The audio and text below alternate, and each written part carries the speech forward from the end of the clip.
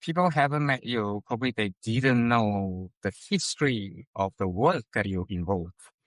Can you just, one of the things I know is like you're part of the Auckland Council Ethnic Panel. Is that called ethnic? No, I think now it's called Ethnic People's Advisory Panel. Yeah, so you've been there as a members for how many years? This is my second term, and it's my last term. Yeah, and what else? There's many more, but I want you to say, share it. Yeah. So start with very humble beginnings. I'm the co-founder of Global Charitable Trust. Yeah, the CEO. So yeah. Yeah, and then during the years of work, we do several projects that's think differently. For the disability project, we do the family violence prevention projects. We do the skip parenting projects, and then it was the Hawaiki project, which is very challenging at the time because you kind of work in between 3 different cultures. Yeah. The Taiwanese culture, the Western culture, and the Maori culture. Yeah. And it was, I remember me saying that I've been here more than a decade. Yeah. That's when I only started. So there's a lot more that you evolved. So that would be one of your my opening. Yeah, most significant, isn't it? Because that involves. I let you explain. So what was the project about? It wasn't an easy start, though, because you are connecting Taiwanese Indigenous people and Maori people, and I want to bring Maori youth to Taiwan to actually see the real connections between the Indigenous people. Yeah, so wasn't an easy start. Yes, but I was, like I said, I was always lucky. It's not luck. My Maori partner, Māori Hamilton, and the family, they're really dedicated to their hapu. Awesome. So, which hapu is it? Okay. Ngāti Manu Kalatu Marae. Okay. So, that's where we started. Yeah. So we do the fundraising, we do the we do the whānau, we do the, I got my kids, involved too, and in a way, I think it's part of life. It's work, but it's also part of life. I see my kids are more confident in speaking to their Māori than English. Wow. Arthur, at the time, he tried to speak to their Māori to one of the queer, and he was very confident to practice kapa haka was out of it. And Emery and Claudia, I think that's some inspiring from them as well. Wow. Where they found their sense of belongings, from the kapa haka from their primary school. Excellent. And so I keep encouraging them that you should learn Māori. Yeah.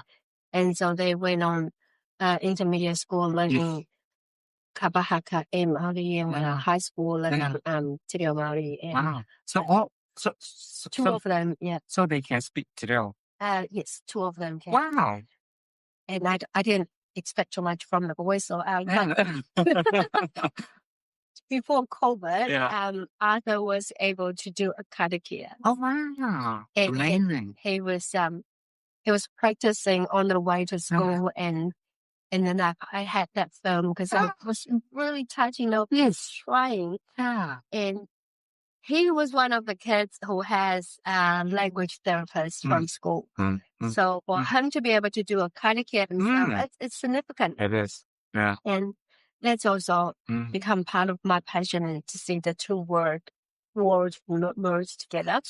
So the purpose of the project is to bring New Zealand's Maori Aboriginal people to meet with the Taiwanese Aboriginal people. Yeah. As a mutual exchange of culture, because of what has been discovered of, there was the tracing back to that there was a link between Maori and Taiwan Aboriginal people. So that's very meaningful project to you to see how it was being connected to the exchange. Yeah. And it's home. It's home. So you kind of always have the passion to home. Yeah. And like I said, it's a very humble start. We don't have support from the government. Yeah. We didn't. And So we had to do fundraising ourselves. And then one thing I keep saying, because, as you working in the community, you're quite open to various things happening. Yes. So at one stage, the girls say that they want to be the host. Yeah. Then I give the mic to them and say, you go ahead. This is what I need you to do. And just be, creative. Yes. And they did. Wow. And so there's 3 girls on the stage. Yeah. One speak English, one speak Mandarin, and one speak Taiwan. Wow. And Amazing. And I don't know how they did it, but they did it. So that was in Taiwan. No, Yeah. Oh, wow. So the Taiwan Aboriginal people came over. Oh, wow. We would host them in the restaurant. Awesome. And I was like, how many days they were? There were 2 weeks. Wow. So we want them to feel their hospitality from us. And so we had the dinner and then the kapa haka, and they also have their traditional performance as well. Yeah. And I was like, I'm feeling too old to be a master's kids, but we too cool to pay for an MC. Yeah. So I was like, okay, I'll do it, but But that's what community projects is about, isn't it? It's that authentic, organic approach of woman love. It's not about the staging. It's not about how, but it's that real love and human connection. Yeah, so the welcoming and manakitanga. Yeah, manakitanga, that was the word, yes. Yeah. And then so when the girls step up and say they want to be MC, which is great. Yeah. And I say to them that make sure you call those political people on the stage, because they're probably going to say no if I call them up, but they're not going to say no to the young people.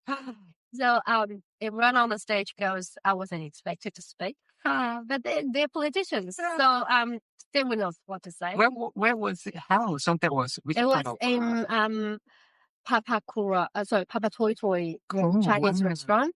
The restaurant owner is always nice to us. So we always have the space to do the work and the fundraising as well. And one of the fundraising, one of I was in labor in the hospital. So it's supposed to be 2 of us doing all that auction fundraising, whatever. And so I just had to go on the stage and say that, oh, well, my partner is in labor in the hospital. And everyone understand that. Yeah. Wow. I believe. How much money you guys raised? That's much. For event, we will be able to raise $5,000. That's quite a big job. It is. But it's only enough to cover half. Yeah, absolutely. But then it shows how much passion you got from the community. Yeah. And so it carries on, and then COVID happens. What is really touches me is that I'm not a crying person, but every time when we're in the airport, it doesn't matter who is leaving. It's always a crying scene. Oh, wow. And I remember one of the things that I was filming and rolling my eyes was, girls, this is your 3rd time crying. So they form really genuine friendships. Well, Wow. even until now, they still connect with each other. That they're planning to visit the place. Yeah. Is the project still going on? Yes. So is there a page where people can go to and donate or anything? The thing is, we had this Facebook page. Yes. And as you know, my Facebook page got hacked. Yeah. I lost the ownership or manager. Yes. So the page is still there, but I won't be able to do anything unless we want to update it. But we're gonna resume that soon, because COVID is gone, and would like this work to continually pick the rural space there where you can see the kids might be not as connected as central people. And it was really, it's a very interesting. When I remember when I watched a movie at a young age, I always like to see the progress. Yeah. Not the ending or the beginning, but the progress is always. And every project, every Hawaiki project is like the progress. How many have run? We got 4 groups. Wow. 2 to Taiwan, 2 here. Wow. And how you recruit them, and this group of youngsters who start from not knowing each other to build the relationship. It's a big group of kids. So, you bound to see someone like someone doesn't like someone, but then the connections they made are really genuine, and they still have the connections now. And it shows you that how everyone is different, and it opens people's mind. Not only. But that's the only one in New Zealand, is that there's no similar program projects like what you started. Yeah, well, our one is very community focused. It's not commercial or. I understand. Yeah, so it's not fake. It's small. Oh, it's not the size. I mean, like what you say is that opportunity to make a real difference and impact. Yeah, and it helps for the future. You probably won't see it now, but you see the futures. You see how our young people have the confidence in telling people that I've been in Taiwan and I've been in Asia. I've seen things.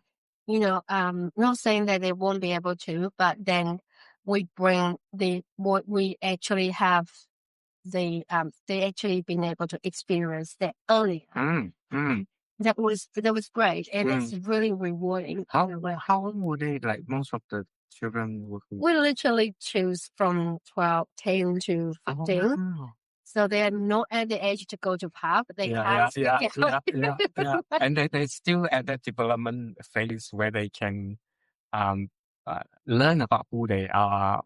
Yeah, that's amazing. The weather is really amazing. And then you see the Taiwanese Indigenous kids, when they come, the moment they go to the marae, the moment they go to the sea, go to the creek, they keep saying that this is similar to home. Wow. And you just feel like it's tiring, but it's very rewarding. Well, I can imagine that. Like, that must be, I mean, from fundraising, like planning flights, like the whole 2 weeks event journey, that's big job.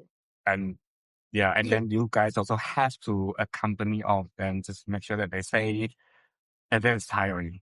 It is, but like I said, I'm always lucky. I got the easy job. Yeah. You always say that you got an easy job. Let's tell me the easy job. I only have to organize the fundraising, make sure the fundraising work well, and then fundraising is a big event.